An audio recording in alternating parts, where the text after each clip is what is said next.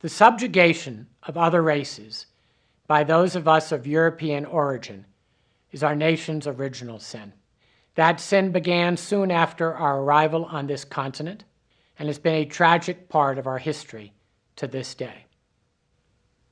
If we wish to live in harmony and equality with people of other races, we should not maintain paternalistic statues that depict Native Americans and African Americans in subordinate roles.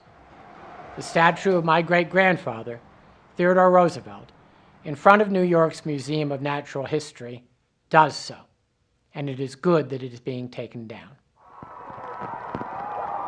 When some argue that we should not erase our past and that such statues can be invitations to examine and civilly discuss complex issues, that is disingenuous. That is what books and classrooms are for, not monuments.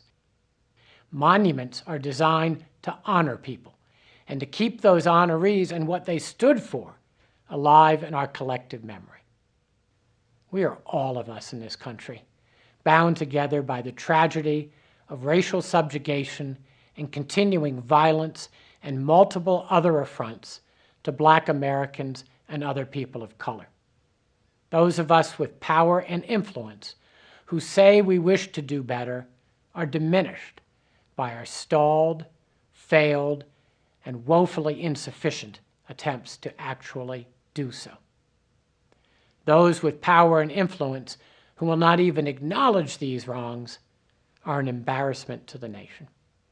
If we wish to allow for historical nuance, and I do, to continue to recognize Washington and Jefferson and Theodore Roosevelt for their very real accomplishments, while also allowing that they, like so many of us, were complicit in our nation's original and ongoing sin, we must start by admitting that we have failed to acknowledge the depth of that sin and immediately remove all memorials and statues honoring those who fought a civil war or otherwise worked to perpetuate that sin.